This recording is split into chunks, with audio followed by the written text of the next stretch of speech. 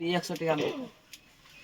दोस्तों, welcome back to my YouTube channel maths plaza.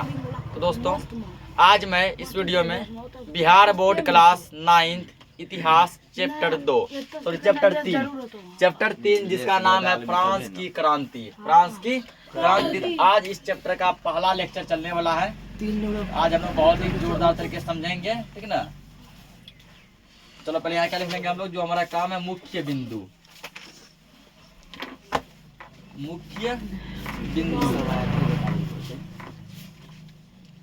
हम लोग समझते जाएंगे मुख्य बिंदु यानी मेन पॉइंट, ठीक है ना। जो सब यहाँ पर मेन पॉइंट निकलेगा उसको हम लोग निकालते चलेंगे। क्या दिया? फ्रांस की क्रांति, जो कि इतिहास के बुक के पेज नंबर 23 में है, ठीक है ना। सब अपने अपने सामने निकाल लेंगे और इसको ध्यान से समझेंगे। सन 1789 की फ्रांस की क्रांति यूरोप के इतिहास में एक युगांतकारी घटना थी, ठीक ना। तो पूछ सकता है कि फ्रांस की क्रांति कब हुई थी। तो ध्यान रखना, फ्रांस की क्रांति 1789 ईस्वी में हुई थी। तो पहले पॉइंट में जो है ना, पहला लाइन में ही एक पहला पॉइंट बन गया। पहला लाइन में ही एक पहला पॉइंट बन गया, तो उसको हम लोग लिख ही लेंगे अब, ठीक ना। और देखो पहले नंबर में क्वेश्चन पूछियो दिया, फ्रांस की राजनीतिक क्रांति कब हुई थी, ठीक ना। तो वही हुआ फ्रांस की क्रांति 1789 में हुई थी। जैसे पहला लाइन पढ़ा गया, क्या है? 1789 की फ्रांस की क्रांति यूरोप के इतिहास में एक युगांतरकारी घटना थी, ठीक ना। यहाँ लिखेंगे पहला पॉइंट, फ्रांस की क्रांति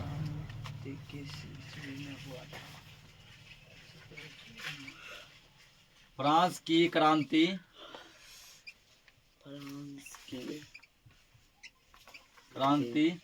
1789 ईस्वी में हुई थी।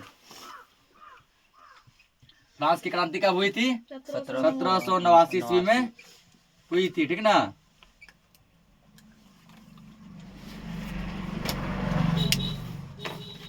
तो ध्यान रखना, फ्रांस की क्रांति कब हुई थी? 1789 में। और अमेरिकी स्वतंत्रता संग्राम भी 1789 में ही लागू हुआ था ना। अमेरिकी स्वतंत्रता संग्राम भी कब लागू हुआ था? संविधान, तो अमेरिका में संविधान 1789 में ही लागू हुआ था। आगे समझेंगे हमने। जिसने एक युग का अंत और दूसरे युग के आगमन का मार्ग प्रशस्त किया। जब फ्रांस की क्रांति हुई तो पुराने युग का अंत हो गया, नए युग का आरंभ हो गया। इस क्रांति ने फ्रांस में राजतंत्र को समाप्त कर सामाजिक व्यवस्था के नए विचारों, स्वतंत्रता, समानता एवं बंधुत्व तथा मानव अधिकार के नए सिद्धांतों, आदमी स्वतंत्र पैदा किए, ठीक ना। ये जो फ्रांस की क्रांति हुई, तो फ्रांस की क्रांति से पहले फ्रांस में राजतंत्र हुआ करता था। राजतंत्र का मतलब हुआ राजा महाराजा का शासन। राजा महाराजा का शासन। जब 1789 में जब फ्रांस की क्रांति हुई तो फ्रांस से राजा महाराजा का शासन खत्म हो गया। वहां पे स्वतंत्रता मतलब क्या की भावना जग उठी। वहां के सभी लोग क्या हो गए, अपने आप को स्वतंत्र मानने लगे। समानता की भावना होती, ठीक है। मतलब सब एक समान है। हिंदू, मुस्लिम, सिख, ईसाई सभी क्या है? एक समान है। उसके बाद वहाँ बंधुत्व की भावना थी। बंधुत्व मतलब कि हम सब भाई भाई हैं। उसके बाद ये आगे, यूरोप की पुरानी रीतियों तथा संस्थाओं को चुनौती दी। इस तरह के विचार स्वातंत्र्य का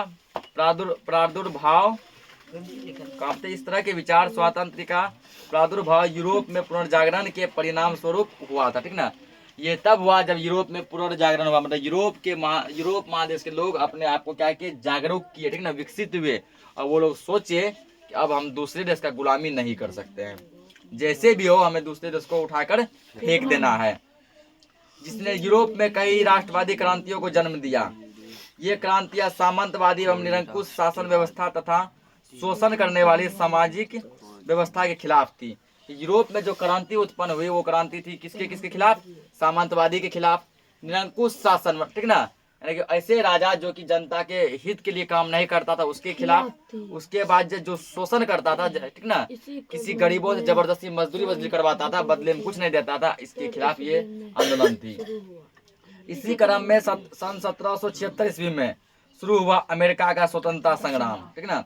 और सन 1783 में ब्रिटेन के विरुद्ध उसके उपनिवेशों की स्वाधीनता ने फ्रांस की पुरातन व्यवस्था को समाप्त कर स्वतंत्र विचार वाले समाज की स्थापना का मार्ग प्रशस्त किया। यहाँ एक पॉइंट बनेगा, ठीक ना, कि 1776 ईस्वी में क्या शुरू हुआ था? अमेरिकी स्वतंत्रता संग्राम। इसी क्रम में सन 1776 में शुरू हुआ अमेरिका का स्वतंत्रता संग्राम। ठीक ना, लिखेंगे यहाँ पे अमेरिका का स्वतंत्रता संग्राम। अमेरिका का स्वतंत्रता संग्राम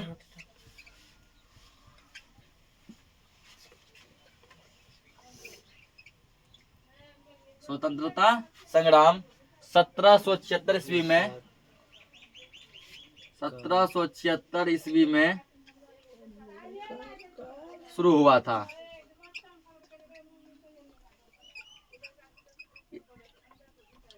इससे पहले अमेरिका के बारे में पढ़ चुके हैं ना।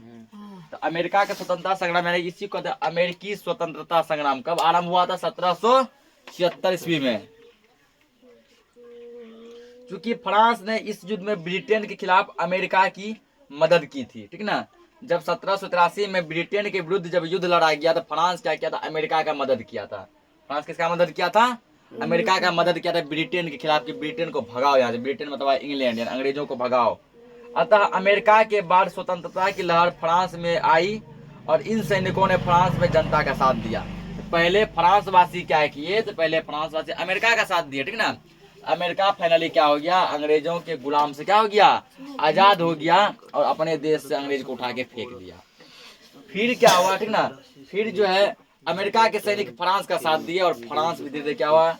आजाद होने के कगार पे था। वहां पर भी आजादी की लहर दौड़ उठी।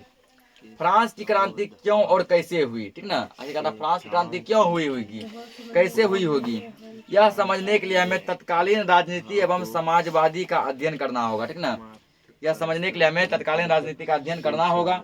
यद्यपि 18वीं शताब्दी में फ्रांस एक शक्तिशाली राज्य था। ठीक ना, 18वीं शताब्दी मतलब 1700 कुछ ईस्वी, 1700 कुछ ईस्वी। तो यहाँ लिखेंगे 18वीं शताब्दी में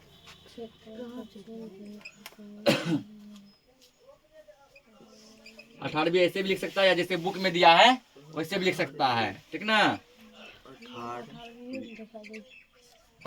18वीं शताब्दी में फ्रांस एक शक्तिशाली राज्य था।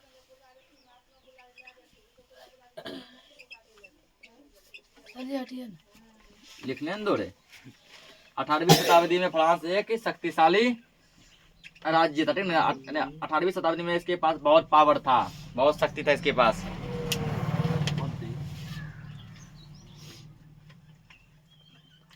उसने उत्तरी अमेरिका के एक विस्तृत क्षेत्र, पश्चिमी द्वीप समूह और अफ्रीका में मेडागास्कर के टापू पर अधिकार कर लिया था। इतना पावरफुल था कि उत्तरी अमेरिका का एक क्षेत्र, पश्चिमी द्वीप समूह और अफ्रीका के एक टापू पर क्या किया था? अपना अधिकार कर लिया था। कौन? फ्रांस। इतना ताकतवर था। फिर भी सत्ता की नींव मजबूत नहीं थी। इतना ताकतवर होने के बावजूद भी उसका अपने ही अंदर में मजबूती नहीं था। मतलब क्या, सरकार जो था उसमें मजबूती नहीं था। लंबे समय तक चले युद्ध के कारण आर्थिक संसाधनों की कमी तथा शासकों की फिजूल खर्ची ने फ्रांस की जनता पर अत्यधिक करों का बोझ डाल दिया। युद्ध जो पूरा लंबा चला, ठीक ना, तो युद्ध ऐसे नहीं होता, युद्ध में खर्चा होता है। युद्ध में क्या होता है? खर्चा। बमबारी गोलीबारी चलता है, उसमें खर्च होता है। जिसके कारण क्या हुआ? फ्रांस का कंडीशन पर डगमगा गया। तो अब उसकी पूर्ति कैसे किया जाए? तो जनता पे टैक्स पूरा लाद दिया पकड़ के। ठीक ना, जनता पे कर लाद दिया कि तुम हमको इतना इतना पैसा दो। अब सामाजिक विषमताओं के उत्पीड़न ने उन्हें क्रांति के कगार पर ला दिया। जब ऐसा कंडीशन आ गया, फ्रांस वासी को लगा कि हमें क्रांति करनी चाहिए। अतः क्रांति के उत्तरदायी कारणों की व्याख्या निम्न तरीकों से की जा सकती है। अभी देखो इसके क्या क्या कारण है। ठीक ना, तो पहला दिया यहाँ पे राजनीतिक कारण। पहला क्या दिया? राजनीतिक कारण।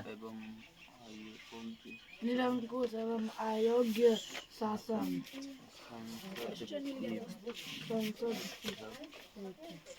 फ्रांस की राज क्रांति के समय वहाँ का राजा कौन था?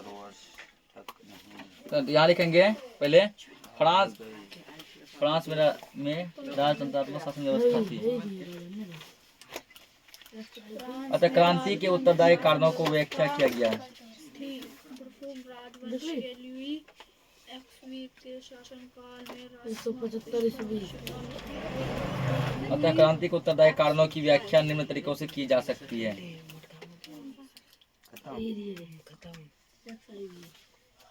तो आगे लिखेंगे फ्रांस के राजनीतिक कारण निम्नलिखित थे। HIV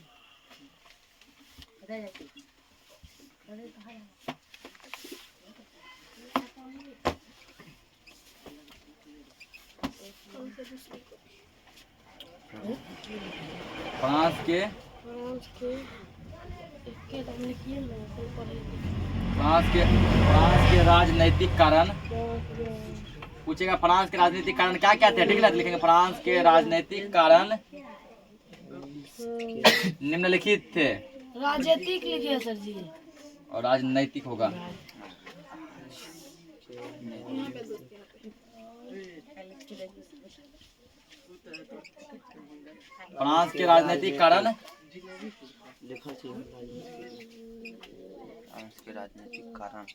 निम्नलिखित थे। निम्नलिखित यानी कि नीचे लिखा हुआ, ठीक ना।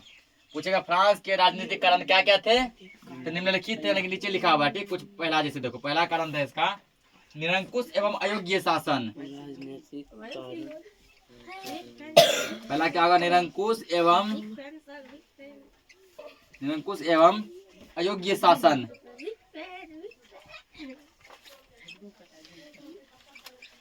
अयोग्य शासन। और दूसरा कारण था इसका संसद की बैठक संसद की बैठक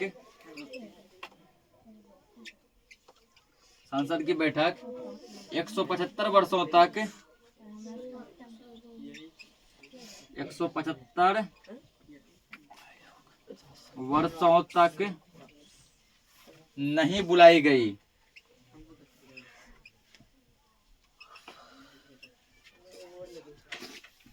नहीं बुलाई गई, ठीक ना।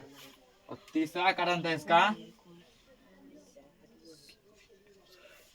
अत्यधिक केंद्रीय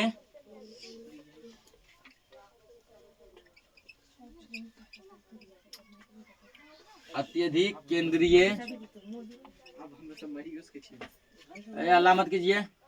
अत्यधिक केंद्रीय कारण की नीति।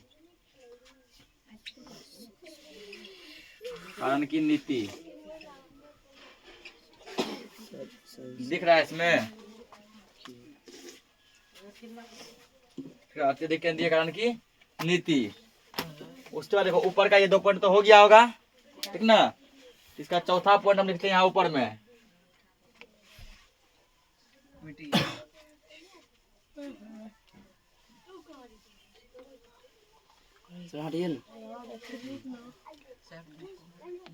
रोहित सर आपके बुक में है, पता है देख के लिखिए। पलट जाता है कभी कभी तब सर जी पलटू चचा बन जाता है। हाँ? तब ये चौथा पॉइंट था यहाँ पे।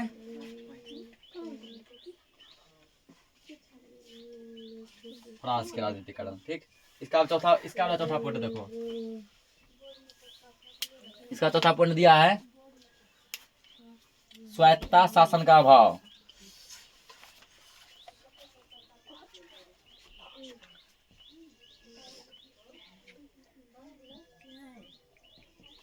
स्वायत्तता शासन का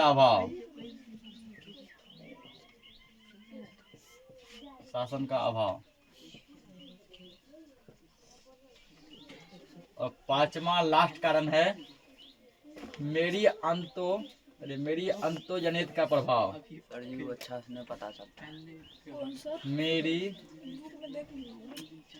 वर्ड हुआ है अंतोनेट का प्रभाव। ये कुल इसके 5 कारण थे, ठीक ना।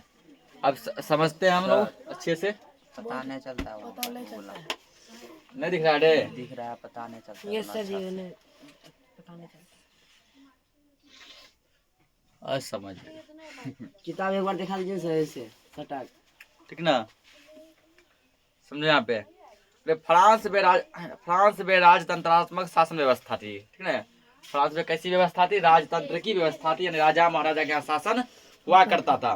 बुर्बो राजवंश के लुई 16वां के शासनकाल में साम्राज्य की प्रतिष्ठा उच्च शिखर पर थी। वहां देखो 16वां नहीं है 14वां है, ठीक ना। क्या लिखा गया है? एक्स आई बी, एक्स मतलब 10, आई बी मतलब 4, ठीक ना। तो 14वां पढ़ेंगे, लुई 14वां, ठीक ना। इसी का क्या बुर्बो राजवंश के लुई 14वां के शासन काल में साम्राज्य की प्रतिष्ठा उच्च शिखर पर थी, लेकिन उसके बाद के शासक अयोग्य सिद्ध हुए, ठीक ना। जब तक लुई 14वां का शासन था तब तक फ्रांस बहुत ही क्या था, गतिशील था, बहुत बड़े समझो कि ताकतवर हुआ करता था। उसके बाद जब जिसका भी शासन हुआ वो बहुत ही अयोग्य शासन हुआ, मतलब कि उसके लिए वो कर्मठ नहीं था। सन 1774 ईस्वी में लुई 16वां गद्दी पर बैठा था। लुई 16वां फ्रांस गद्दी कब बैठा? 1774 ईस्वी में, ठीक ना। यहाँ अगला पॉइंट देखो, 5वां नंबर।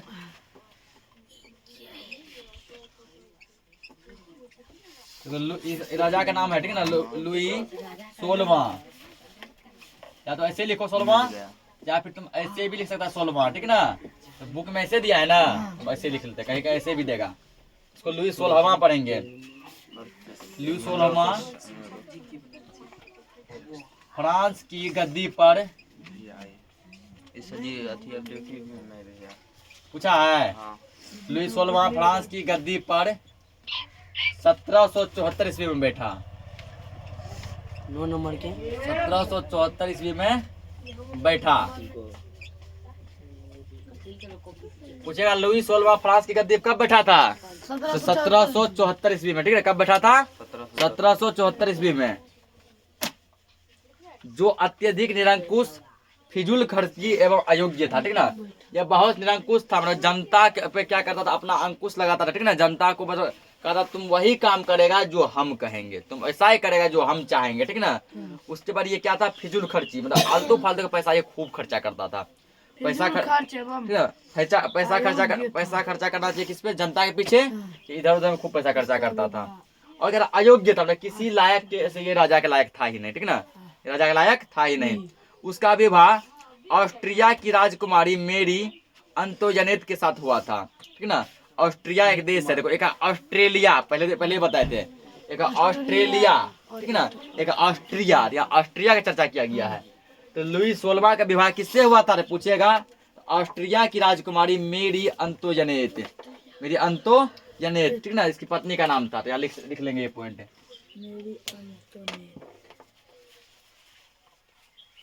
को लाल चलता है कि नहीं?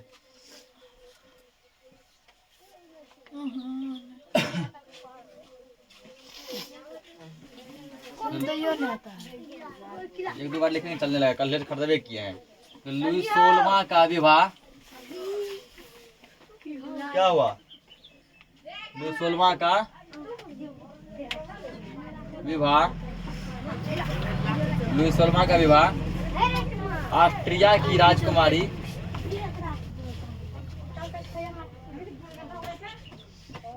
सर्दी लगा, मिर्गी हिलने लगा, कौन सी मिर्गी लग गया। लुई 16वां का विवाह ऑस्ट्रिया है, ठीक ना। ऑस्ट्रिया की, ठीक है ना, ऑस्ट्रिया की राजकुमारी,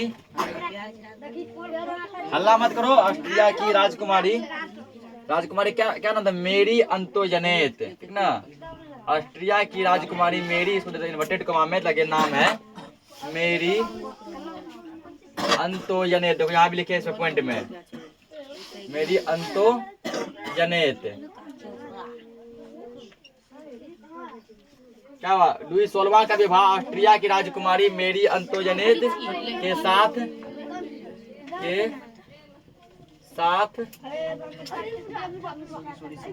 हुआ था, ठीक ना।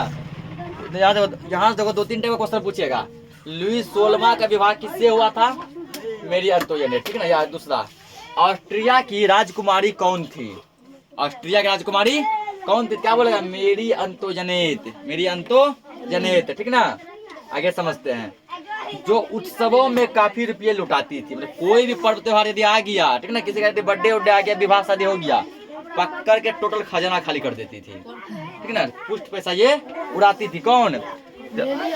मेरी अंतोजनेत, यानी कि लुई 16वां की पत्नी। और अपने खास आदमियों को ओहदे दिलाने के लिए राज कार्य में दखल देती थी।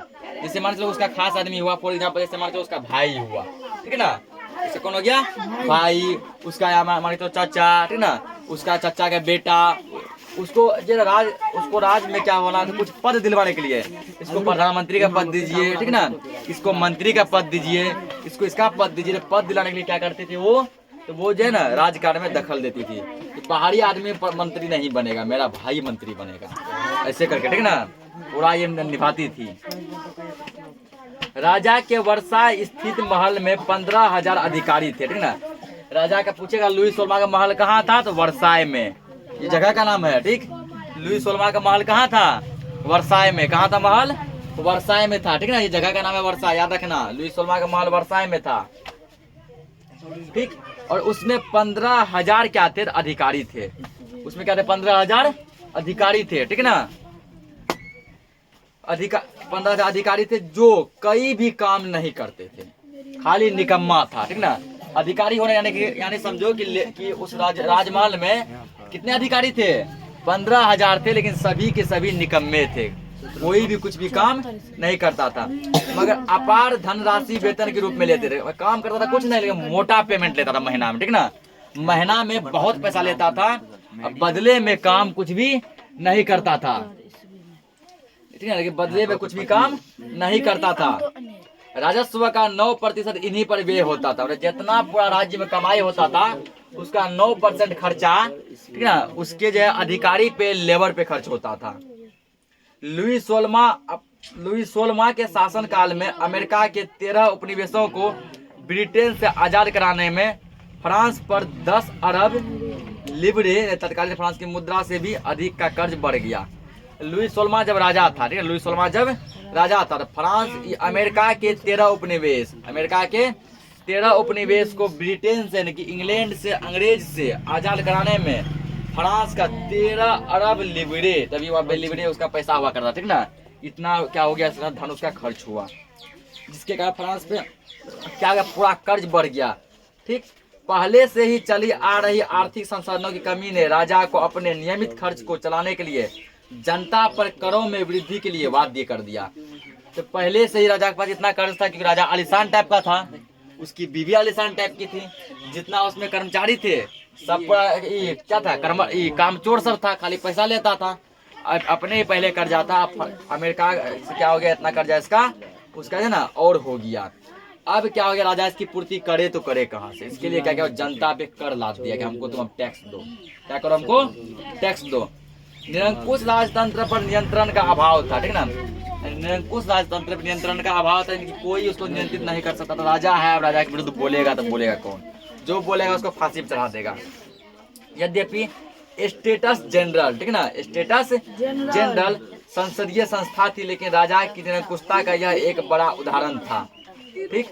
सन 1614 ईस्वी के बाद 175 वर्षों तक इसकी कोई बैठक नहीं बुलाई गई थी, यहाँ भी लिखा है कारण, ठीक ना, लेकिन संसद की बैठक यानी पार्लियामेंट की बैठक 175 सालों तक नहीं बुलाई गई थी। जैसे अभी भारत में देखो, ठीक ना, प्रत्येक 6 महीना, 2 महीना, साल भर में 3-4 महीना में मीटिंग बुलाया जाता है, ठीक ना, जिसमें सभी सांसद बैठते हैं और भारत के क्या करते हैं, ठीक ना, जहाँ जिस चीज की कमी है उस पर विचार करते हैं, फिर उसको लागू करते हैं, ठीक है ना। बराबर देखो संसद में मीटिंग होते रहता है, लेकिन यहाँ पर जो है 175 सालों से मीटिंग नहीं बुलाई गई थी, ठीक। लुई सोलमा की निरंकुशता इस बात से पता चलता है कि वह कहा करता था, मैं ही राज्य हूँ, ठीक ना, मैं ही राज्य हूँ, आई एम द स्टेट। बोला कि मतलब कि जैसे कि देखो अभी जो है भारत में बिहार, उत्तर प्रदेश, असम, ठीक ना, तमिलनाडु, ये सब राज्य है, उसका कहना था मैं ही राज्य हूँ, मैं ही राजा हूँ, ठीक ना, राजा भी मैं ही हूँ और राज्य भी मैं ही हूँ। यहाँ लिखेंगे आगे, मैं ही राज्य हूँ। अरे हल्ला मत करो, बस हो गया लोग का भी, तो ये बहुत इंपॉर्टेंट पॉइंट है, ठीक ना, मैं ही राज्य हूँ। कम करने देखो, मैं ही राज्य हूँ, ठीक ना, तो डबल इन्वर्टेड में सुनो, डबल, देखो सिंगल इन्वर्टेड कहा जाता है, डबल का सुन लो थोड़ा सा। जब कोई बात किसी के द्वारा डायरेक्ट बोला गया हो, ठीक ना, जैसे ऐसे समझो कोई चीज इंपॉर्टेंट है, जैसे यहाँ पे हमको लगा कि लुई सोलमा की पत्नी का नाम हम भूल जाएंगे कि उसकी पत्नी का नाम मेरी अंतोजनेत है। यदि सिंगल इन्वर्टेड में लगा कि कोई ये नाम इंपॉर्टेंट है, यदि डबल इन्वर्टेड वहां लगता है जब कोई आदमी कोई चीज डायरेक्ट बोले और हम हुबहू उसको छाप दें। जैसे मान के भारत के प्रधानमंत्री बोले मेरे 140 करोड़ देशवासियों, ठीक ना, ये बात वो डायरेक्ट बोले ना, और उसके डायरेक्टे बात को हम क्या किया ना, यहाँ पे कॉपी कर दिए कि मेरे 140 करोड़ देशवासियों। डायरेक्ट क्या, अल्लाह कम करो, हम क्या किए उसके डायरेक्टे बातों को कॉपी कर दिए ना, उठा के यहाँ पे रख दिए, चिपका दिए, वहां पे लगेगा डबल इन्वर्टेड। इसी तरह जो है यहाँ राजा बोला है मैं ही राज्य हूँ, मैं ही राज्य हूँ, उसकी बातों को डायरेक्ट उठा के रख दिया ना, तो इस कंडीशन में लगेगा डबल इन्वर्टेड। जैसे कि मान के चलो कि महात्मा गांधी कोई नारा दिए, ठीक ना, ठीक, उसके बातों को मान के चलो क्या किया डायरेक्ट उठाकर रख दिया। जैसे कोई नारा दिया जय जवान जय किसान, अपने मुंह से बोले थे, डायरेक्ट उठा के चिपका दिए, वहां लगेगा डबल इन्वर्टेड। समझ गया? तो मैं ही राज्य हूँ, यह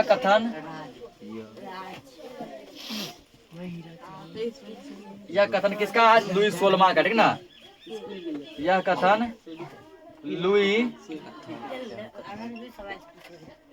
तो यहाँ सोलमा ऐसे लिख दिए, सोलमा का है।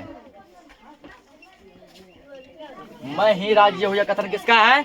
लुई सोलमा। सोलमा ऐसे लिखो या फिर ऐसे लिखो,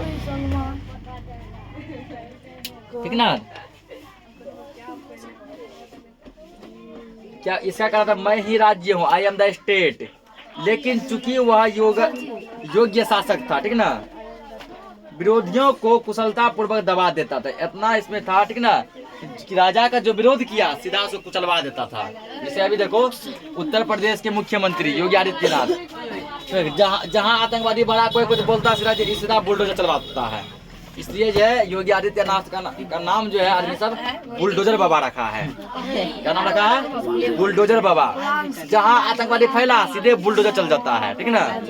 इसी तरह यहाँ पे इसका था, यदि इस लुई सोलमा के खिलाफ कोई कुछ बोल दिया तो बस तुम्हारा पत्ता कट गया, खत्म। जय हिंद जय भारत, ठीक ना।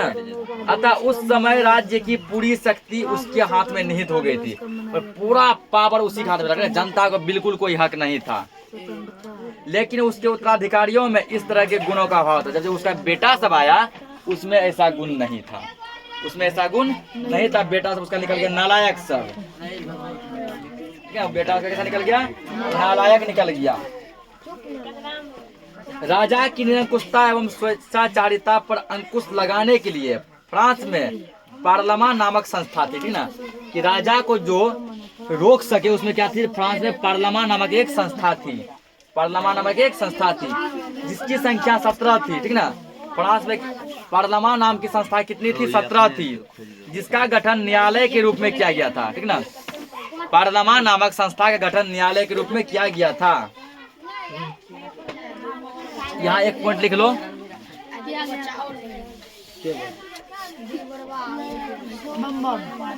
ठीक ना।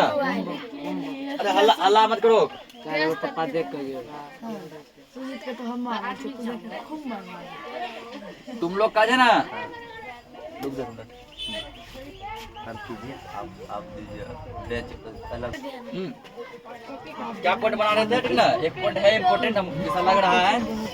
8वां पॉइंट लिखेंगे, राजा की निरंकुशता,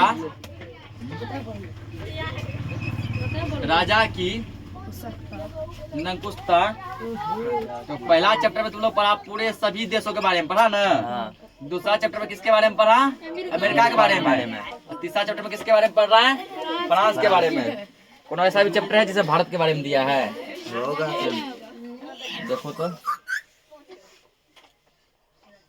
नहीं। अगला पढ़े चौथा में विश्व युद्ध का इतिहास में, युद्ध जो हुआ था पूरा दुनिया में कैसे हुआ था। राजा की निरंकुशता एवं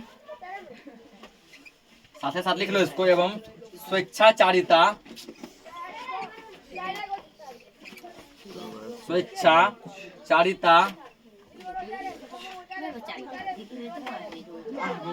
स्वेच्छाचारिता पर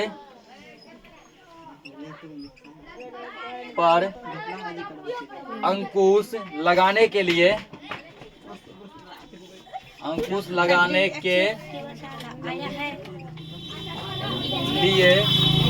फ्रांस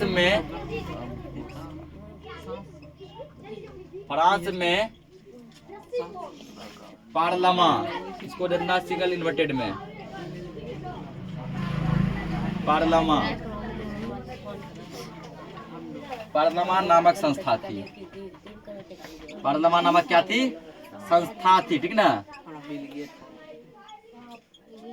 संस्था थी। पूछेगा कि फ्रांस में ऐसी कौन सी संस्था थी जो राजा पर अंकुश लगा सकता था, राजा को जो रोक सकता था, वो था पार्लमा। कौन था?